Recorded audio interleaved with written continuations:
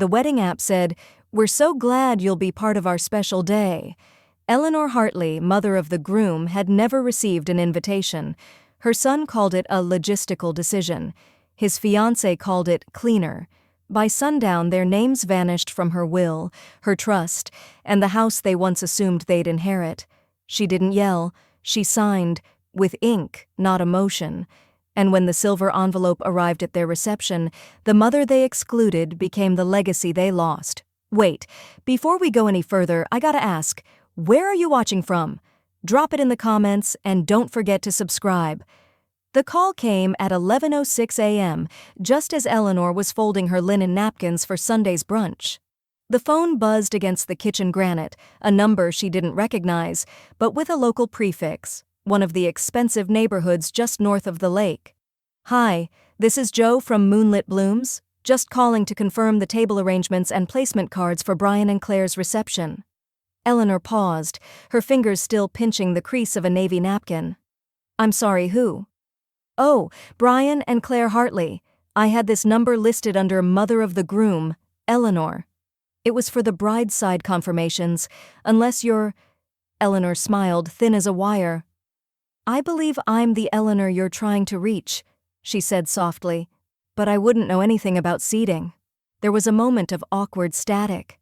"Oh, I'm so sorry. We were told you'd confirmed already." Eleanor ended the call politely, then stood for a long moment in the hush of her kitchen. The air smelled faintly of lemon polish and the cooling heat from her stovetop. The napkin in her hand had gone limp. She walked slowly to the living room and sat down at the edge of the armchair, the one where she used to rock Brian to sleep. Then she called him. He answered on the second ring. "Hey, Mom, everything okay?" "Brian," she said evenly, "the florist just called me." A long pause. "Oh, yeah, that must have been a mix-up." "A mix-up," he sighed. Claire thought it might be complicated, with the layout, the numbers, and everything. "Everything," Eleanor repeated. Her throat burned, but her voice held. "She thought," Brian continued, his tone sharp with defensiveness, "it might be easier if we just kept the day small. Drama-free. You understand, right? It's our day." Silence expanded between them like ink in water. Then Eleanor said very calmly, "Of course." He sounded relieved. "Thanks for being so gracious. I knew you'd get it." She ended the call before she could say something she'd remember forever. Her feet moved before her mind did. Down the hall, past the guest room, to the coat closet. The fireproof safe sat nestled behind a row of scarves. She reached in, spun the dial, and opened it with a soft metallic click. Inside, an envelope, thick with carefully arranged legal papers. Her original estate plan, signed 5 years ago, before Claire, before any of this. Eleanor sat cross-legged on the hardwood floor, the safe door open beside her like a quiet witness. She slid the envelope out, opened it. At the top, Last Will and Testament of Eleanor Frances Hartley. Brian's name was everywhere. Beneficiary, executor, healthcare proxy. His future was paved with the bricks she'd laid. Quietly, proudly, trusting that loyalty, if not love, would be its own reward. She stared at the page for a long, cold minute, then reached for her desk drawer, found the black archival pen, and with surgical care she began to draw lines, thick, final lines, through the names that had once made her proud. Brian Hartley, primary beneficiary. Brian Hartley, successor trustee Brian Hartley, durable POA. Each stroke was smooth, unshaken, like a closing door. When she reached the bottom of the last page, she paused. Then under revisions pending, she wrote in quiet, measured script, "Status changed due to willful emotional exclusion." The pen rested on the paper for a moment longer. Not shaking. She exhaled. Not like grief. Like decision. The names were printed in a serif font. Clean, authoritative, final. Brian Hartley, primary heir. Brian Hartley, executor.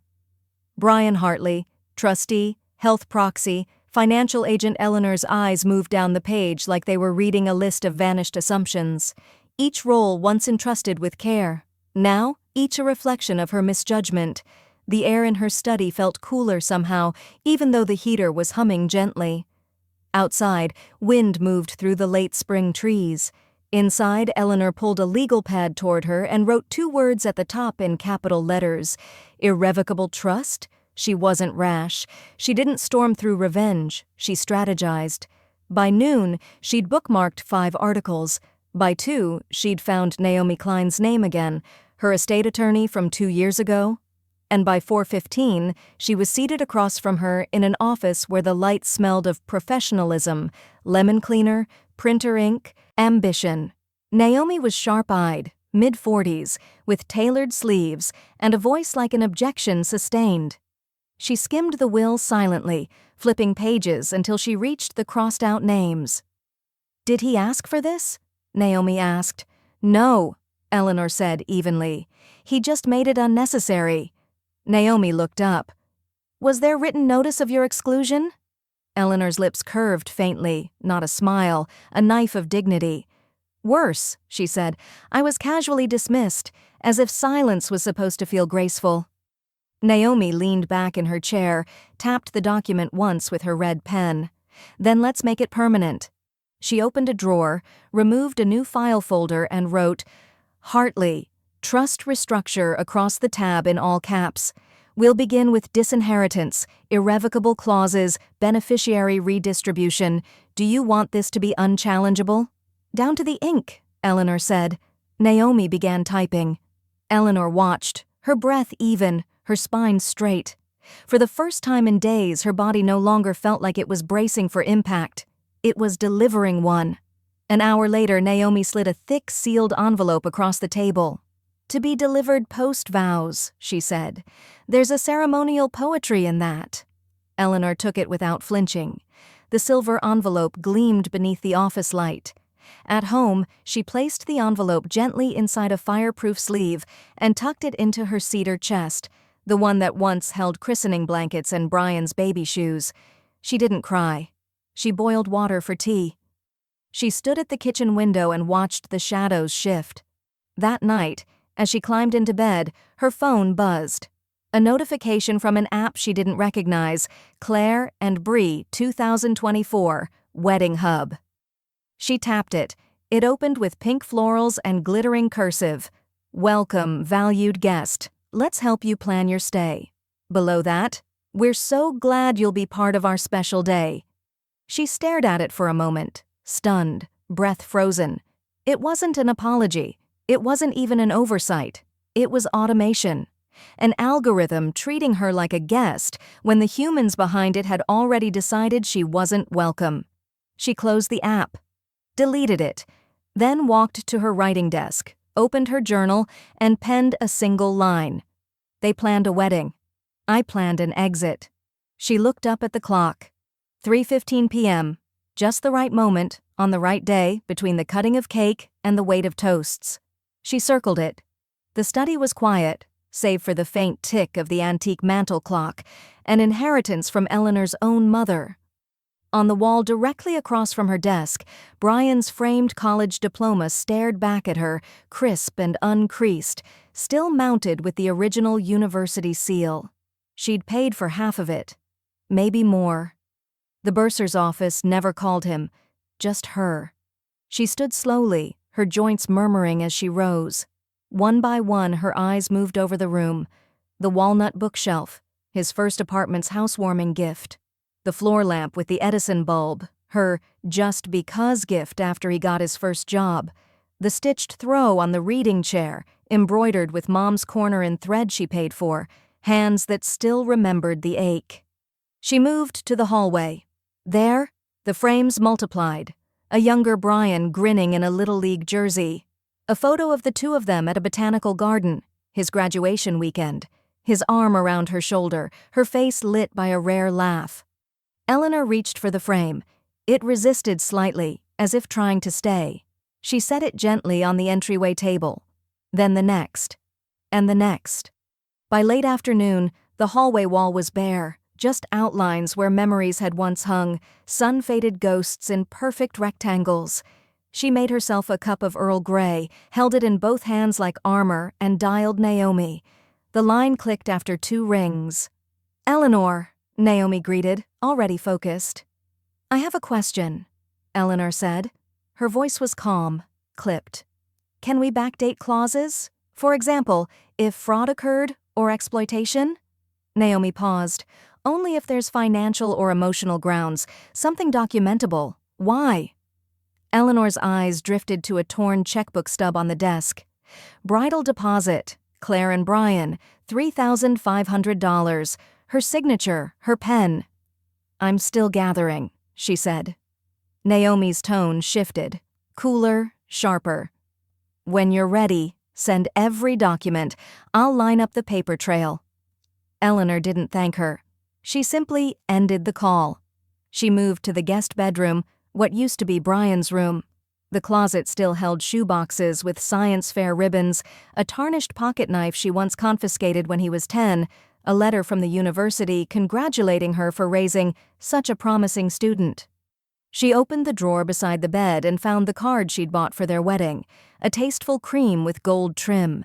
She had once planned to write something personal, maybe even gentle. Instead, she slipped it back into the envelope. Blank. That evening, the doorbell rang.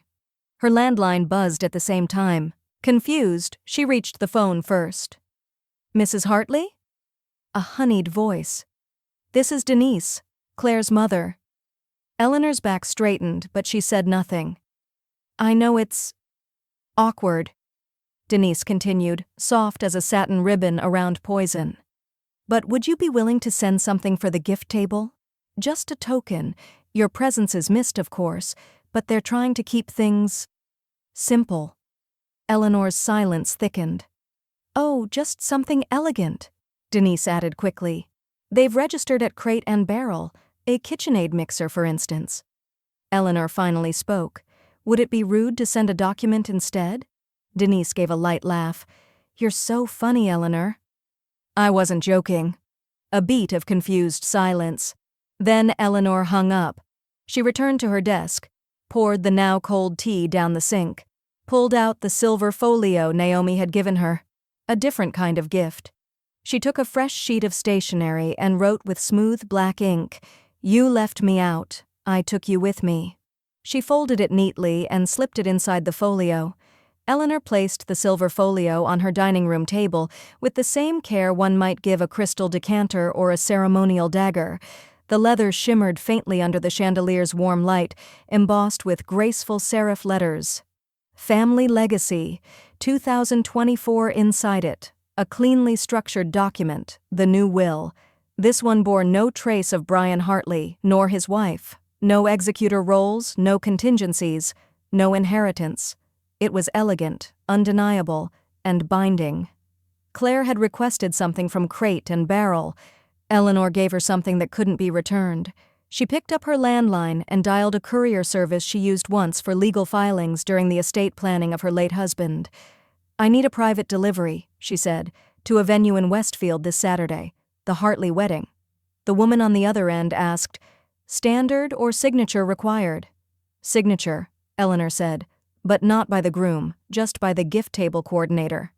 She tapped her finger gently on the folio as the details were confirmed.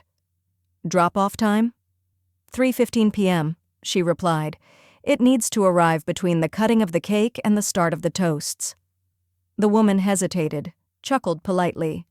"That's a very specific window." Eleanor's smile didn't reach her voice. "Timing is everything." She added a decoy, an ivory envelope with a soft gold monogram and a store-bought card. The message inside read simply, "Wishing you a life filled with clarity. Eleanor." But taped discreetly to the inside flap was a second note, in her own handwriting. "You left me out, I took you with me." She read it once, carefully, then folded the flap closed. The next morning she dressed in a charcoal gray blouse, her late husband's cufflink pin holding the collar together like a quiet oath. She placed the silver folio into a larger matte black box lined with linen, tied it with a slate blue ribbon. It looked like something sent from an exclusive estate catalog, precise, tasteful, untouchable. When the courier arrived at noon, a clean-cut man in a navy blazer and sunglasses, she greeted him at the door without a single tremor in her fingers. "This goes on the gift table, not to the bride, not to the groom, just to the table." He glanced at the box. "It'll be handled carefully. Please note the time, 3:15, no earlier, no later." He nodded. "It's written down." Eleanor handed him the package. As it left her hands, something in her chest settled, not like revenge, but like realignment. After he left, she closed the door, poured herself a cup of black Darjeeling, and sat by the window with her journal. On the next page, under the previous entry about the wedding app, she wrote, "The gift is sent. My silence now carries weight." She had just set her pen down when her phone buzzed beside the teacup. It was an email from Naomi. Subject line, "Backdating inquiry. Claire." She opened it. "Eleanor, you asked about retroactive grounds for disinheritance. I pulled a few public documents tied to Claire's prior employment. There's something in her filings you'll want to see. Possible misrepresentation tied to your home address. Call me when you're ready. This may change everything." Eleanor reread the message twice, then slowly folded her hands together. She didn't smile, but she did whisper, "Of course she did." Next morning, Eleanor stood at the printer in Naomi's office, watching each page feed out in slow, rhythmic accusation. The document bore Claire's name in looped cursive, oddly elegant for the rot it revealed. A financial affidavit, submitted 5 months ago. Claire had listed Eleanor's home address, Eleanor's address, as her legal residence. The ink was dry, the signature notarized.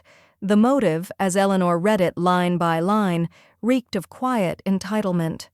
"She used it for insurance qualification," Naomi said, arms folded, her voice like glass cutting through air.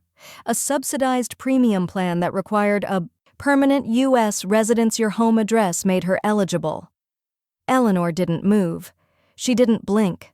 She simply placed one hand on the table, bracing herself with the grace of a woman who'd already learned how to stay standing through storms. "I never gave her that permission," she said. "That," Naomi replied, "is what makes it fraud." The word hovered like perfume, sickly sweet at first, then pungent, unmistakable. Eleanor looked down at the document again. It didn't just prove betrayal, it proved premeditation. Claire hadn't simply excluded her. She had used her for access, for eligibility, for ease. Eleanor picked up the document, folded it once, and slipped it into a silver-lined envelope. "This one," she said, tapping her fingernail against the seal, "will be for the second act." She wrote a note in her clean, looping hand on the back flap. "If I'm not family, don't list my house." Naomi nodded approvingly, then slid over another folder. "Let's get the rest in place. You ready to shift the proxy?" "Yes," Eleanor said, to Judith. "And financial power of attorney?" "Posthumous only and airtight." Naomi tapped her pen once. "Understood. The revision becomes final in 72 hours. We'll courier the updated record to the trust vault and flag the prior version as null. No contest clauses remain intact." Eleanor signed each page with steady precision. Her pen never faltered. That evening she dressed deliberately. Her silk blouse was cream-colored with black trim. The necklace, a wedding gift from her own late husband, rested lightly at her collarbone. Judith picked her up promptly at 6 for their neighbor's engagement party. "You look like a woman with secrets," Judith remarked as she helped Eleanor into the car. "I look like a woman who stopped asking permission," Eleanor replied. The garden party was bathed in soft lighting and string quartet melodies. Glasses clinked, candles flickered. Eleanor held a flute of Prosecco and smiled at strangers with the warmth of someone who could afford to be quiet. A woman across the patio laughed and whispered, "Who's she? She looks like a retired queen." Judith leaned over, conspiratorial. "A queen," she said, "who just rewrote her kingdom." By 9, Eleanor had danced once, declined a second, and returned home with her makeup intact and her posture even sharper than when she left.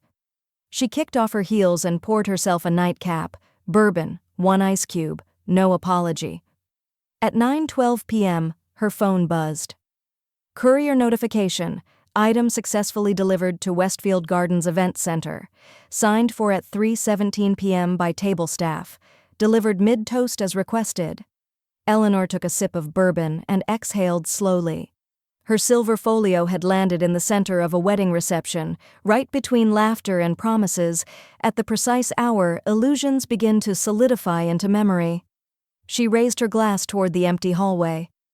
To timing, she said. The string quartet had just shifted into an airy rendition of Can't Help Falling in Love when the silver box appeared at the edge of the gift table. A junior staff member, likely someone's nephew in an ill-fitting vest, carried it in with two hands as if it were something sacred. He placed it neatly beside a stack of wrapped Waterford boxes and Martha Stewart registry staples. At 3:17 p.m., as champagne flutes were being filled and Claire's maid of honor began reading a poem about soulmates, a distant cousin of Brian's noticed the elegant folio atop the box and took it directly to the head table. "Must be from someone important," he said, placing it in front of the groom. "Didn't want it to get lost." Brian, distracted, smiled politely and lifted the folio. "No name?" "Nope, just said Family Legacy, 2024. Classy, though." Claire glanced at it absently as Brian slid the ribbon off. She didn't look again until he stopped mid-motion, blinking too hard and too long. "What?" she asked. He said nothing. He was staring at the will, at the firm, unmistakable language that excluded him by name, the notarized signatures, the highlighted clause, "This document supersedes all prior filings. No heir named herein may be added retroactively." Claire leaned in, mouth slightly open. Then she saw the letter taped to the inside flap. Handwritten. "You left me out. I took you with me." Her hands curled slowly at her sides. One bridesmaid, watching from a few seats down, leaned toward another and whispered, "What's that?" Neither of them answered. 4 miles away, Eleanor was at home on her sun porch, legs folded beneath a linen throw, the scent of elderflower gin and lime lifting from the delicate rim of her glass.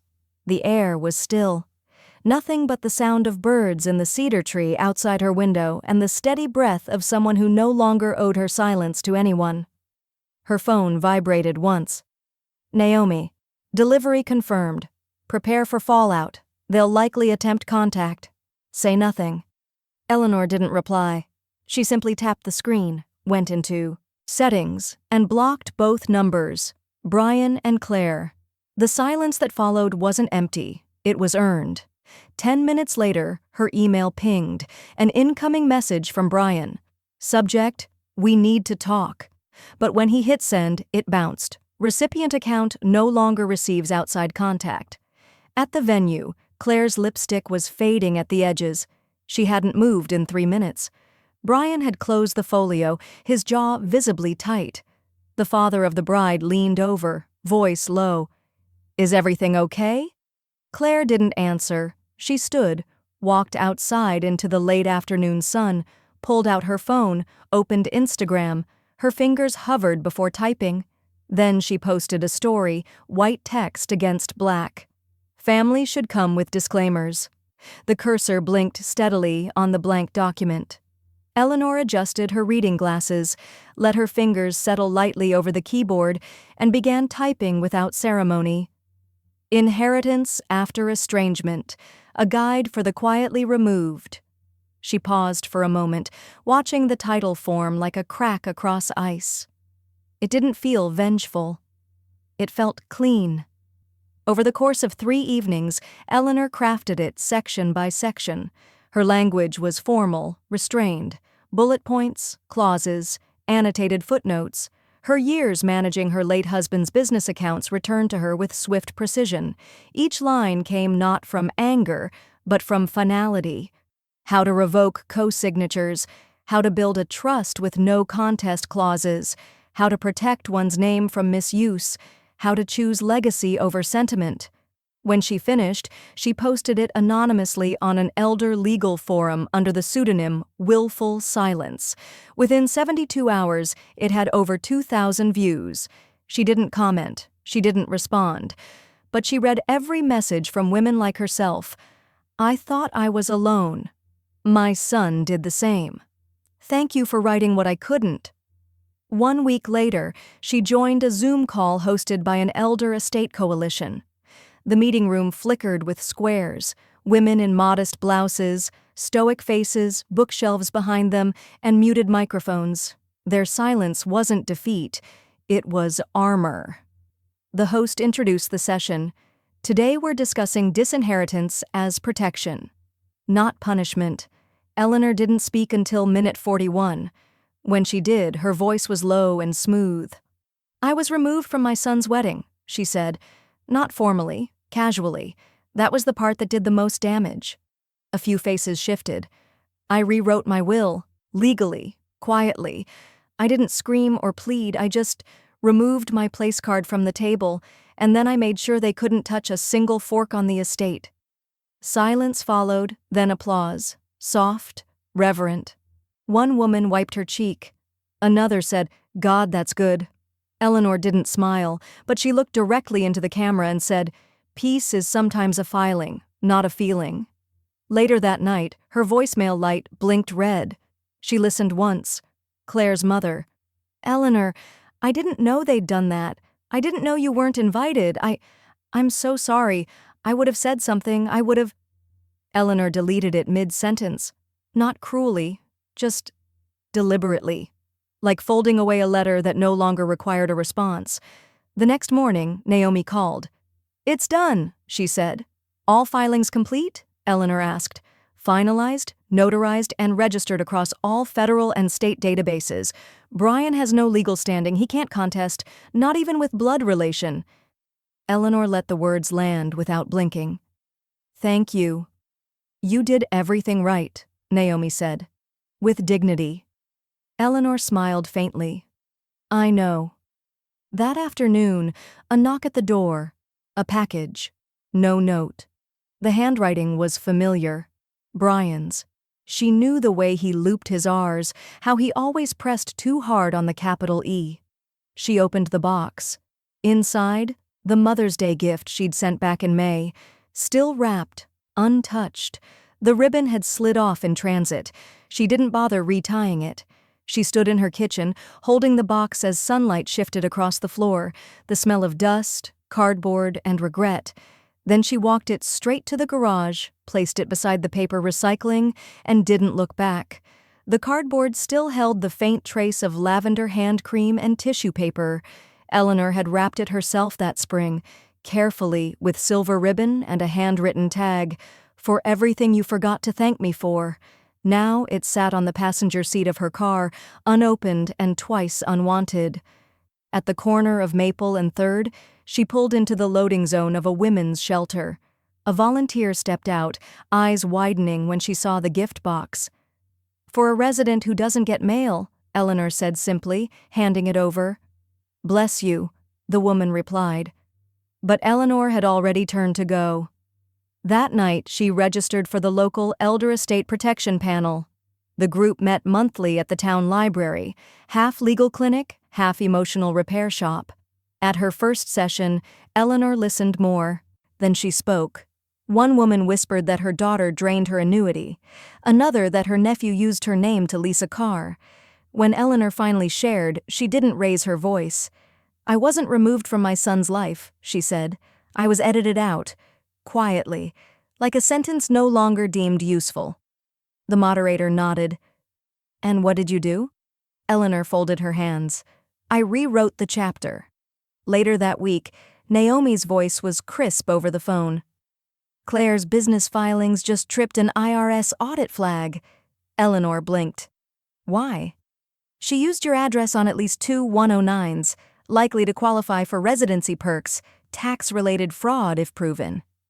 "I never gave permission." Naomi sighed. "They assumed silence was consent. It's not." Claire's website, once clean and curated, now flashed a 502 error. Eleanor opened her trust documents that evening and picked up her fountain pen. With firm, deliberate pressure, she wrote in a new clause, "No estate reversal permitted by biological descendant or surviving spouse thereof." She underlined no, twice. Then she drafted a new page of beneficiaries. Judith. And, after a pause, Judith's son, Marcus. He'd helped Eleanor reprogram her rotor and carry groceries from the car that week. Hadn't asked for anything, just smiled like people used to when her last name still held weight in her family. That night, Eleanor sat at her desk, back straight, heart steady, and opened a blank document. Title: The Guest Who Wasn't, a legal memoir of estrangement and estate. She didn't write it like a novel. She wrote it like evidence, clean, honest, measured. She included timelines, voicemails, snippets from Naomi's filings, and that letter, "You left me out. I took you with me." She let that be the epigraph. She submitted it to 3 elder justice blogs under her new pseudonym. By morning, it had been reposted 6 times. One commenter wrote, "I felt like I was reading my own silence." Judith came over that afternoon carrying lemon bars and a padded envelope. "You might want to hear this," she said, unsealing it with a fingernail. The paper was thin, the kind from a grocery store notepad, creased in the middle, as if the act of folding it made it seem more intentional. Eleanor stared at it in silence, the edge of her thumb tracing the uneven tear where Brian had likely rushed to pull it from the pad. Judith had left it on the counter with a cup of chamomile and one word: decide. Eleanor picked it up with 2 fingers. It smelled faintly like aftershave and something sour, old regret maybe. "Mom, this whole thing's gotten bigger than I meant it to. Claire thought the guest list would be easier without complications, and I didn't fight her hard enough. I thought you'd understand it was just for the flow of the day, not about love. You know I love you, right? I'm not great at apologies, I never have been. Maybe you overreacted, maybe I did. I miss knowing I could call you. Brian." She read it once. Then again. Her eyes didn't burn. They didn't even blink. "Not an apology," she murmured. The letter shook only slightly in her hand as she folded it in half, then again into quarters. The final fold split his name. She walked to the fireplace but paused. Not yet. Naomi's voice crackled through the speakerphone later that morning. "He's probing, Eleanor, not repenting." "I gathered that. He's testing for weakness. Your silence right now, it's your strongest card. I'm keeping it." Her voice didn't waver. "He already returned everything else." That afternoon, Eleanor opened the document titled Funeral Directives, Revised. Her pen glided smoothly, dark ink pressing into the page like a signature made of iron. No eulogies, no slideshow, no anecdotes, ceremony to include music of my choosing and a closed book table, closure, not commentary. She paused, then added, "Anyone wishing to speak may instead plant something that will outlive them." 2 days later, the garden spade met the soil behind Eleanor's house with a muted crunch. Judith knelt beside her, hands gloved, sleeves rolled. "It's not too late to go for something dramatic," Judith teased, "like a weeping willow." Eleanor grinned faintly. "Too thirsty. I want something that survives drought." They planted a young dogwood, roots still tender, leaves like pale fingers. Judith reached for the water can, but Eleanor stopped her. "Let it take its time," she said. "The best roots grow slower." They stood side by side, watching the soil settle. "What'll you call it?" Judith asked. Eleanor stared at the sapling, then replied, "Second root." Judith said nothing, just nodded. That evening, Eleanor retrieved the final printed photo of Brian's engagement from the bottom of a drawer. It had once been framed. Now it was curled slightly, edges browned with age and light. Claire was smiling. Brian looked as if someone had told him to pose, not feel. Eleanor struck a match and held the flame steady. She watched the photo catch slowly, first a corner, then the edge of Claire's hair. The faces dissolved last. When the ashes cooled, she pressed them into the soil around the new tree. "Memory doesn't mean permanence," she whispered. Later that night she sat by the window, the dogwood just visible under moonlight. Her tea had gone cold, but she held it anyway. The phone lit up beside her. Naomi Klein. Incoming call Eleanor answered on the first ring. I'm here. Naomi's tone was brisk, but tinged with satisfaction. There's a new development with the deed. Eleanor leaned forward, tea forgotten. What kind of development? Naomi's pause was just long enough to let the weight of it settle. The call came on a Wednesday morning, just as sunlight stretched across the hickory floors of Eleanor's sitting room. Naomi's voice was clipped, no greeting. They tried to leverage your house. Eleanor set her teacup down, slow and deliberate. Explain. Naomi didn't soften it. Claire submitted your address on a business loan application, attached a claim of shared property interest as Brian's spouse. The lender flagged it. Your revocation came through just in time. I've sent the documents to their fraud division. Eleanor felt her fingers curl lightly around the armrest. She used my name. Again. And my signature caught it before funding, Naomi replied, steel in her tone. She listed herself as a co-owner, based on a wedding gift registry deposit no less, not even a deed. The silence that followed was heavy, but calm. Eleanor stood and walked to the mantel, eyeing the silver-framed folio she had once mailed in silence. She ran her finger across its spine. What did the bank say? Naomi chuckled under her breath. They called her this morning, told her she was no longer a qualified co-signer. That triggered an automatic withdrawal of their house offer. Eleanor closed her eyes and breathed in slowly, the smell of lavender oil and old oak grounding her. I suppose it's difficult, she murmured, buying a future you didn't earn.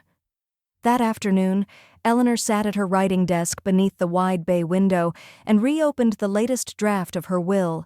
Naomi had already reviewed the language, but Eleanor added a sentence by hand beneath the disinheritance clause. Respect is a condition, not a suggestion. She underlined it once, slowly. 3 days later, Eleanor arrived at the small country chapel in Lexington, wearing navy silk and a soft gray shawl. She was not there as mother, nor as guest. She was grandmother of honor, a role offered by her oldest friend's granddaughter, whose real grandmother had passed before she turned 12. The title had been printed clearly on a folded card and placed on the second row, beneath a garland of white roses. She sat with quiet dignity, watching the vows through misty eyes, not from sorrow, but from something older, more resolute. The bride, Lila, wore no veil. She walked herself down the aisle, and when she passed Eleanor, she reached out and gently squeezed her hand. You showed me what it meant to keep your name. Eleanor smiled and nodded. You'll never regret claiming your space. After the ceremony, under soft string lights and mulled cider, guests mingled around Eleanor with the ease of people who recognized steel wrapped in silk. Lila's father toasted her from a rustic wooden deck. To Lila, he said, raising his glass, and to the women who raised her, even the ones not related by blood. Eleanor blinked hard, then toasted quietly, alone. She returned home that evening to an inbox full of digital echoes, auto-replies from lawyers, a receipt from the florist she had paid for in someone else's wedding, and one stark line from Naomi, all formal revocations complete. Brian's name is now blacklisted from every asset file linked to your SSN permanently. She stared at the sentence, not with shock, not with anger, but with the still clean quiet of finality, a future rewritten, not with fury, but with ink. The next morning, the air was quiet, but purposeful. Eleanor sat at her kitchen table in a pressed ivory blouse, glasses low on her nose, fingers gliding across a legal pad with a red pen. It wasn't rage that guided her edits, it was clarity, the kind that comes not from grief, but from deliberate extraction. She drew a firm line through Brian's name, then another, then one more, beneath the column labeled secondary contact in case of death. Gone. She logged into her bank's online portal. The familiar green dashboard loaded slowly, as if resisting what it knew she'd come to do. She checked each account. Savings, investment, brokerage. Brian's name wasn't on any of them now. But she checked again. Not trust, not joint, not beneficiary, not anymore. Next came the digital legacy settings. Eleanor toggled through menus most people her age never found, let alone used with such precision: data access, death protocols, file permissions. She removed Brian as her legacy contact on every cloud service, financial archive, and encrypted drive. Judith's name replaced his, clean, calm, without comment. In the corner of the screen, her cursor hovered over a prompt. "Are you sure you want to revoke access for Brian?" She clicked yes. The laptop fan whirred as if exhaling. Eleanor didn't. Later that afternoon, she arrived at Naomi's office with a folder under her arm and a lavender scarf knotted around her throat like armor. The notary was already waiting, an older gentleman with clouded glasses and the kind of silence that respected finality. Naomi spread the documents across the polished oak table. "These are the final revisions." Eleanor scanned them methodically. She paused at the section titled Successor Executor and Durable Power of Attorney. Beneath her own name, Judith's was listed in clear, bold print. A line below read, "No former beneficiary may assume successor rights under any condition." Naomi met her eyes. "This locks it. No appeals, no backdoor clauses, no surprises." Eleanor didn't blink. Good. She reached for the fountain pen Naomi kept for clients who knew what legacy felt like in ink. Her signature flowed smooth, unhurried, without pause. The notary sealed it with a stamp. The sound echoed like a gavel. That night, back home, Eleanor moved with a quiet elegance. She lit a lavender candle in her bedroom. One Brian once bought her, back when gifts had meaning. The scent bloomed slowly, softening the edges of memory. She poured herself a half glass of wine, no music, no television, just the flicker of the candle and the rhythmic pulse of a house finally stripped of betrayal. She opened her phone briefly, just to confirm the final message from Naomi had arrived. All records cleared, blacklisted entries confirmed, no trace remains. Eleanor placed the phone face down on the dresser, and then, finally, she slept. Uninterrupted, unafraid. The next morning, she opened Instagram for the first time in weeks, curious more than invested. A single notification hovered at the top. Claire had posted a new story. It was a photograph of Brian, blurred in motion at what looked like a realtor's office. The caption read, "You made your choice. Don't regret it." Eleanor stared at it for a long, cool minute. Then she whispered aloud, as if to the candle still burning faintly on the sill, "I don't." Eleanor folded the letter with the care of a woman sealing not just words, but a season of her life. The envelope was unaddressed. No stamp, no name, just her own neat handwriting in the upper left corner. "To myself when needed." She tucked it into the back of her writing drawer, just behind her passport and a faded recipe for lemon chiffon cake. She hadn't baked that in years, but somehow it had survived every purge. Just like she had. The letter didn't beg for understanding, it didn't plead for love. It read like a reckoning. Quiet, exact, and unsentimental. You didn't lose your son. You released someone who'd already left. You didn't fall apart. You organized your peace. You didn't burn bridges. You closed gates that no longer led to shelter. She exhaled. For the first time in weeks, the air around her felt still, not empty. Just free of performance. The support group met in the back of the library, every second Tuesday at 5 p.m., between the retirees' book club and a toddler music hour. The room always smelled faintly of dust and peppermint tea. 12 women, different towns, different stories, but every face carried the same bruise beneath the eyes, grief that had calcified into quiet determination. They called themselves the revisionists, not because they rewrote history, but because they rewrote the endings. Eleanor didn't speak for the first 2 meetings, then she did. "I wasn't uninvited," she said. "I was erased, so I made the erasure mutual." Heads nodded, not in pity, but in something stronger. Recognition. The idea for the brunch came 2 weeks later. No fanfare, no speeches, just brunch and legal forms. The long oak table in Eleanor's dining room bore the weight of warm biscuits, chicken salad, fresh peach jam, and a stack of notarized declarations. Every woman brought her updated will, one even embroidered a cloth napkin that said, "Inheritance requires respect." They passed around pens, made signatures official, and laughed when someone toasted with orange juice instead of champagne. Eleanor raised her glass last. "To not attending," she said, voice soft but iron-lined, "and to not inheriting." They clinked glasses, not in bitterness, but in absolute, elegant clarity. After the dishes were cleared and the final signature dried, Eleanor stepped onto her front porch alone. The sun had shifted slightly, painting long golden stripes across the white railing. Her favorite hydrangea bush swayed gently in the breeze. The air smelled like grass and citrus. She settled into her wooden rocker, took a sip of water, and thought, not about the past, but about how little of it she needed to carry forward.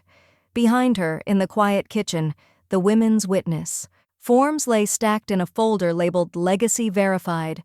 The front door creaked slightly as it shut. No voices followed, just her silence, framed, intact, undefeated. That evening, Naomi called. Her tone was unusually crisp, even for Naomi. "I thought you'd want to hear this directly from me," she said. "The IRS inquiry landed." Eleanor straightened in her chair. "Inquiry?" "Brian and Claire, jointly. It seems your address discrepancies triggered a deeper review." Eleanor said nothing for a moment. Then, "Let the process do what it does." Naomi hesitated, then added gently, "There may be more fallout." Eleanor looked toward the horizon. The hydrangeas caught the last pink blaze of dusk. "Then let it fall," she said. Next morning at 9:30 a.m., the letter arrived in a windowed envelope, plain, official, and unmistakable. Brian tore it open at the kitchen counter while Claire scraped burnt garlic from a pan behind him. His hands trembled before he read a single word. "You are being contacted in relation to an audit of Claire Harwell, triggered by suspected address misrepresentation and co-beneficiary misreporting." Claire turned, wiping her hands on a towel that was once white. "What now?" Brian swallowed hard. "It's from the IRS. They're opening a case. On both of us." Her face dropped like wet plaster. "That's not possible. I corrected that months ago." He threw the paper onto the table. "They don't think you did, and my name's on it now. I'm listed as a financial beneficiary in shared disclosures." Claire went pale. The towel slipped from her hands and hit the floor with a soft thud. Miles away, Eleanor sat in her sunroom with the French doors cracked open. A breeze stirred the hem of her robe. Naomi's voice piped through the speakerphone, steady as always. "They're both implicated," Naomi said. "We submitted evidence of the fraudulent address usage, misfiled business tax forms, and the co-mingled asset trail through Claire's boutique. They ignored every warning, and now the IRS is in play." Eleanor didn't smile, but she did stir her tea once clockwise, then set the spoon aside with finality. "I assume this makes my estate fully protected?" Naomi's pause was respectful but not hesitant. "Yes, I've locked everything. Nothing about your assets touches their names, not even a shadow." Eleanor stared out across the lawn. The hydrangeas had turned to autumn mauve. "Good," she said. "Let's make it public." That afternoon, Eleanor clicked publish on a document she'd rewritten 27 times. Its title was spare and sharp. The Cost of Exclusion. It wasn't a rant. It wasn't revenge. It was something colder and more precise. She detailed the erasure, the disinheritance, the will delivery, the address fraud, the silence. Her tone never cracked, not once. She didn't name them. She didn't have to. The act itself had left fingerprints in the legal system. Her story was just context. By nightfall, her essay was shared in 3 major elder legal forums and a dozen closed Facebook groups. The comments flooded in. "I thought I was the only one. You gave me language I didn't know I needed. This is legal poetry. With teeth." By Friday, Claire's boutique website was down. The Instagram page had been scrubbed. Her business was flagged as under legal review on the Better Business Bureau site. Brian had canceled his gym membership, closed the shared credit line, and posted a cryptic update that read, Lessons are expensive. Ours came due. Eleanor didn't reply, not publicly, not privately. She simply added 2 sentences to her pinned forum post. Silence is not passive. Silence is placement. I simply chose to no longer sit where I wasn't safe. The letter from Ava came folded into a pale blue note card with no return address. Dear Ms. Ward, you were always kind to me, and you were always right about them. I didn't understand until I watched them turn cruel when no one else was looking. I'm sorry they used your name for their gain. I hope to be nothing like them. With respect, Ava Harwell. Eleanor traced the handwriting with her thumb. It wobbled slightly, like someone wrote it while afraid it might be intercepted. She tucked the card into a drawer lined with old opera programs. Then she retrieved her scrapbook. The cover read, "For when they ask." She flipped to the last page. Empty, waiting.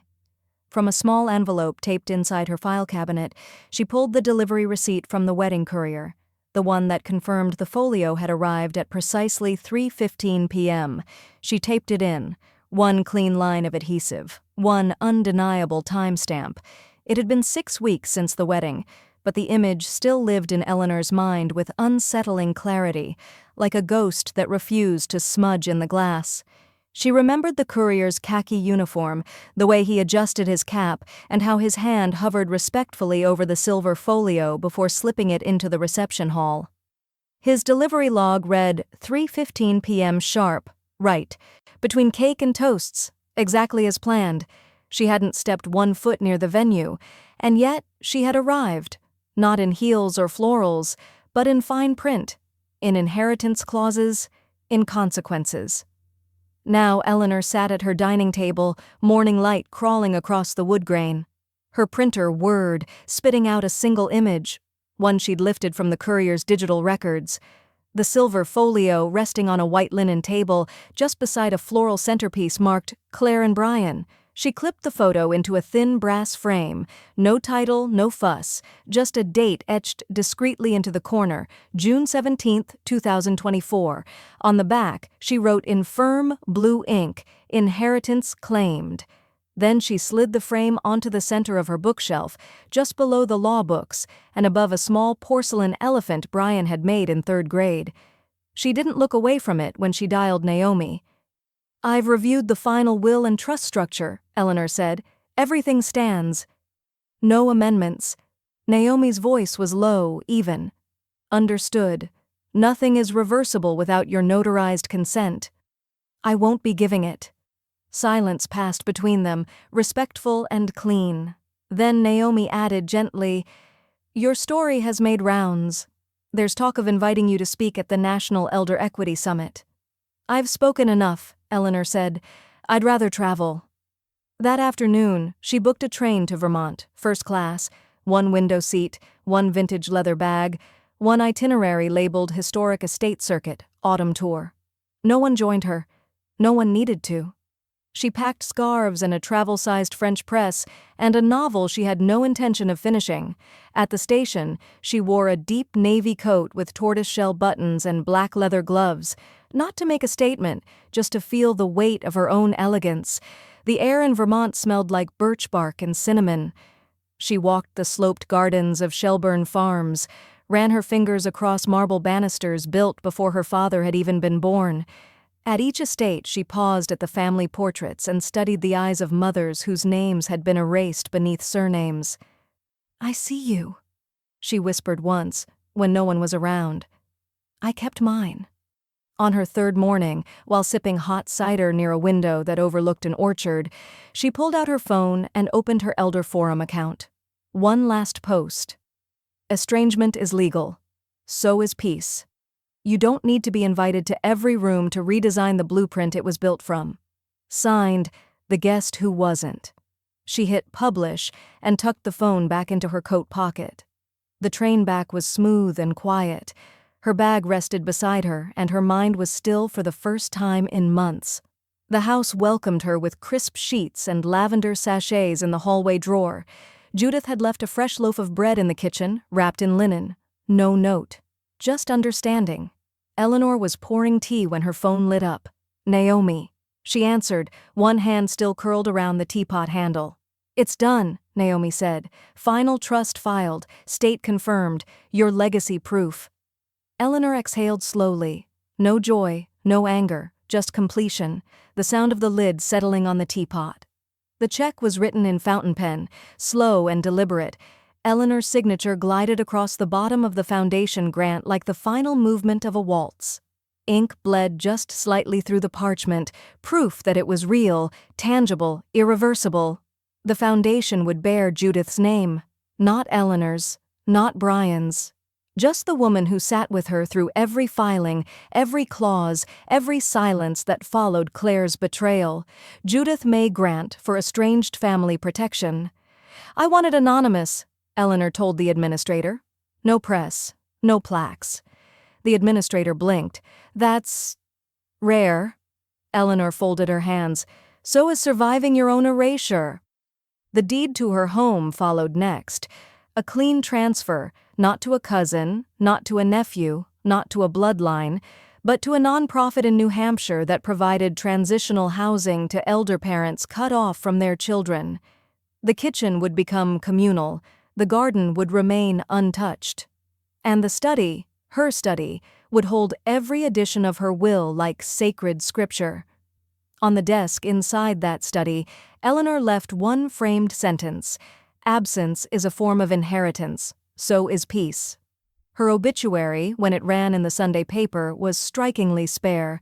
Eleanor V. Roth, 68, retired archivist, legal advocate, and quiet firebrand. She is remembered by those who stood with her, not merely beside her. She requested no eulogies, only continuation. Brian's name was absent. Claire's was a ghost that never appeared. The night before her memorial, Judith found the folio again, its silver corners dulled, but its spine unbroken. "Family Legacy, 2024, still etched in embossed cursive. Judith placed it in a shadow box beside the podium. Ava arrived just after the second chair row filled. She wore navy, Eleanor's favorite, and carried a single slip of paper. As the guests quieted, she stepped up, cleared her throat, and began to read from Eleanor's viral essay. "The cost of exclusion is not measured in decibels or tears. It is measured in shifted titles, rewritten clauses, and sealed envelopes no apology can unlock. Estrangement is not failure. It is architecture, a design for survival." There was no background music, just breath, paper, and the slight rustle of knees shifting in grief. When she finished, Ava folded the paper, pressed it to her lips, and whispered, "You were never missing." The room clapped, not loudly, but long enough to echo. Afterward, people lingered beside the shadow box, staring at the unopened folio like it held secrets in its marrow. No one touched it. That, they understood, would have been a trespass. Eleanor's instructions were clear. "Do not unseal. Let it remain as they left me, unopened." The reception served elderflower tea, lemon thyme cakes, and dark chocolate, the only sweets Eleanor ever loved. There was no photo montage, just one black and white portrait at the center of the table, taken years ago at a train station in Vermont. She was smiling, faintly, wearing tortoiseshell glasses and gloves stitched in caramel thread. Outside, the wind bent the trees just slightly. Leaves danced in circles like they, too, understood the choreography of reclamation. Inside, Judith stood in the back, watching. Her hand rested on her son's arm. Her eyes were dry, not from denial, but because she knew Eleanor had ended the story on her own terms. And then the final page.